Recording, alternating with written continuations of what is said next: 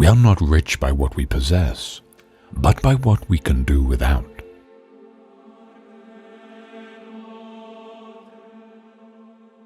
Act in such a way that you treat humanity, whether in your own person or in the person of any other, never merely as a means to an end, but always at the same time as the end.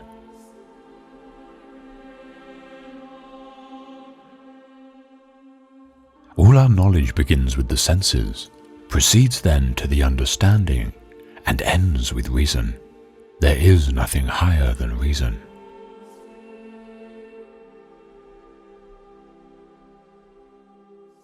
Seek not the favor of the multitude. It is seldom got by honest and lawful means. But seek the testimony of few, and number not voices, but weigh them.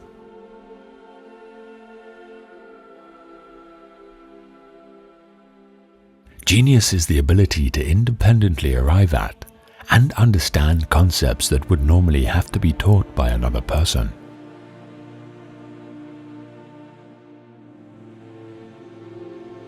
Enlightenment is man's emergence from his self-imposed immaturity. Immaturity is the inability to use one's understanding without guidance from another.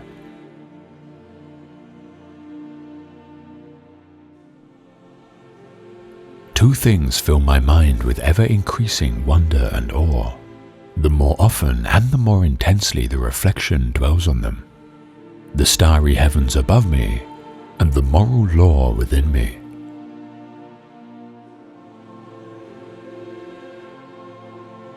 Morality is not properly the doctrine of how we may make ourselves happy, but how we may make ourselves worthy of happiness.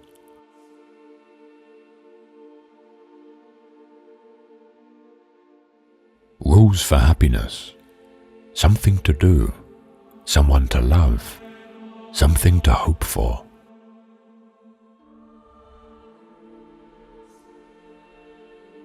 The people naturally adhere most to doctrines which demand the least self-exertion and the least use of their own reason, and which can best accommodate their duties to their inclinations.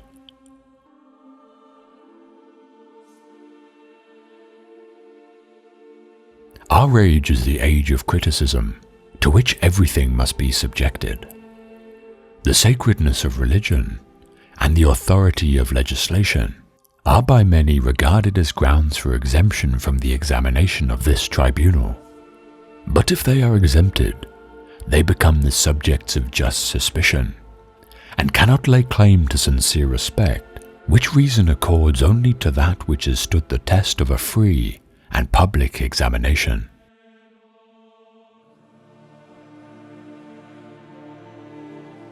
One who makes himself a worm cannot complain afterwards if people step on him.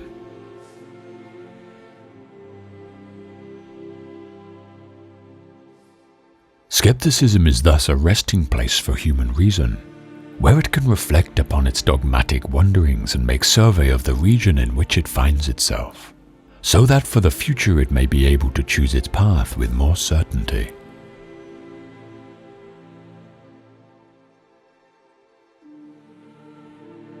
If the truth shall kill them, let them die.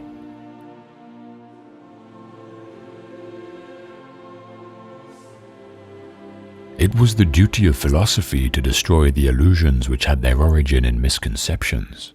Whatever darling hopes and valued expectations may be ruined by its explanations.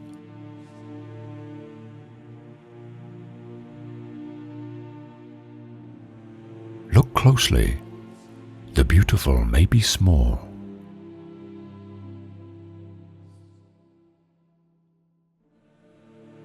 Innocence is a splendid thing, only it has the misfortune not to keep very well, and to be easily misled.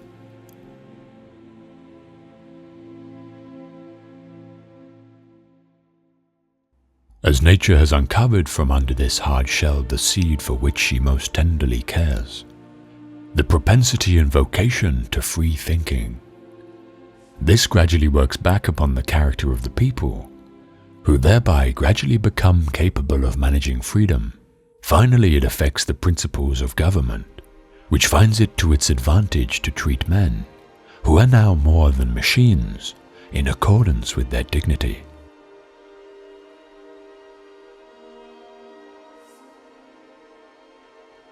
For peace to reign on earth, humans must evolve into new beings who have learned to see the whole first.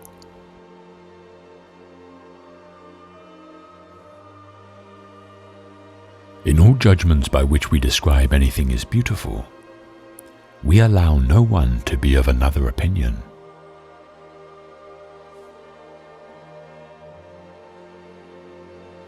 How then is perfection to be sought? Wherein lies our hope? In education, and nothing else.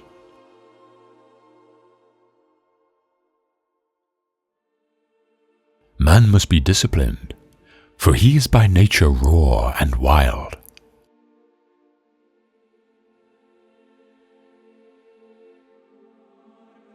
Out of the crooked timber of humanity, no straight thing was ever made.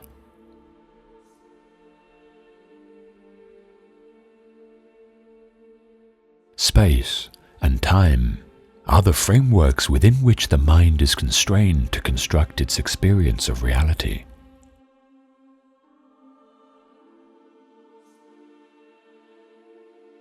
Thoughts without content are empty.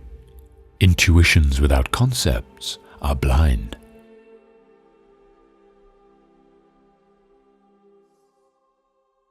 Nothing is divine but what is agreeable to reason.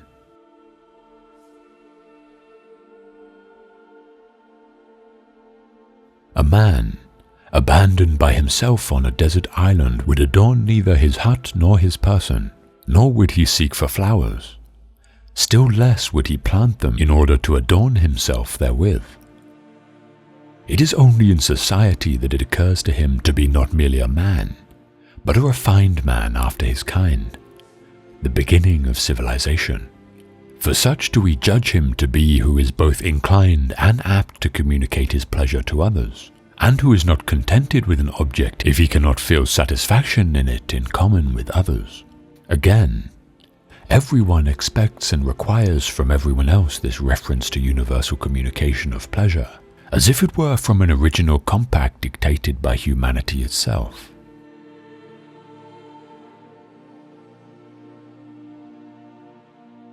Whereas the beautiful is limited, the sublime is limitless, so that the mind in the presence of the sublime, attempting to imagine what it cannot, has pain in the failure, but pleasure in contemplating the immensity of the attempt.